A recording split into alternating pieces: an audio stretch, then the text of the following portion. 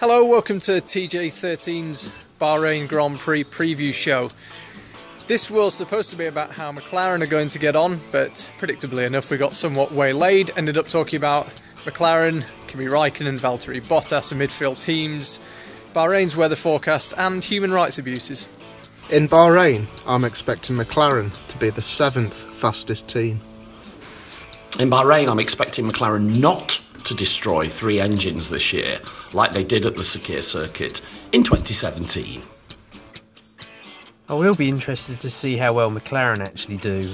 They flattered to deceive in Australia. Their pace wasn't actually that great, considering where they finished.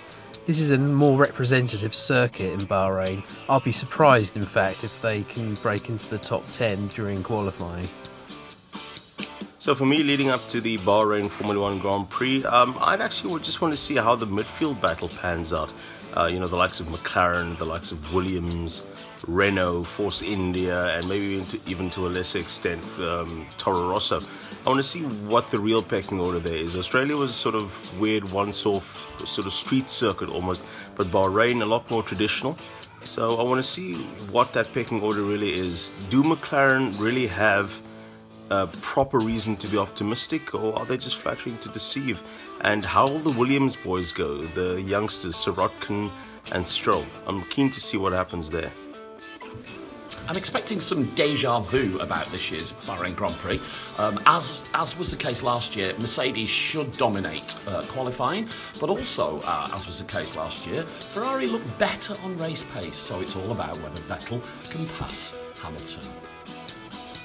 I'm interested to see with the Bahrain Grand Prix whether Kimi Raikkonen will be screwed over as much as he was at Australia.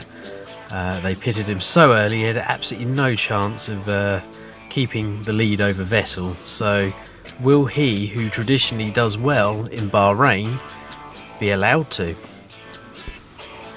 I'm expecting there to be no rain in Bahrain.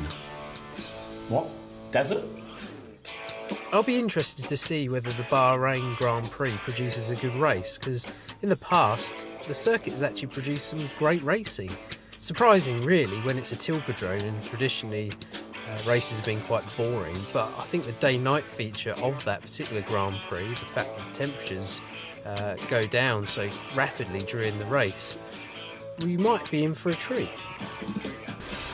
I'm also expecting in Bahrain the usual FOM TV directors' clever camera angles which do not reveal the empty grandstands. The big question for me is whether Bottas will prove that he's not a number 2. Will he improve? Will he become more consistent this season? Australia, he got off to the worst start possible for the season. Can he improve in Bahrain? Despite claiming to make improvements on the way the Bahraini government deals with its citizens, it had a bad year last year, slipping from 140th to 164 in the World Press Freedom Index. North Korea is bottom at 180th.